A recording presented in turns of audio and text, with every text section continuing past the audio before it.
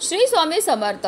पितृपक्षामध्ये आपल्याला दही भाताचा अत्यंत प्रभावी उपाय करायचा. हा उपाय केल्यामुळे आपल्या 3 पिढ्याचा पितृदोष हा नष्ट होणार. तर आपल्याला काय करायचं आहे, रात्री घरातलं सगळं काम उरकून झाल्यानंतर झोपायला जायच्या अगोदर आपल्याला हा उपाय करायचा. 1 वाटीभर आपल्याला भात शिजवायचा. शिजवताना त्यामध्ये मीठ किंवा तेल आपल्याला काही टाकायचं नाही, नुसता भात शिजवून घ्यायचा. तर एका पेपर प्लेटवर किंवा पुठ्ठ्यावर आपल्याला हा भात काढून घ्यायचा आहे.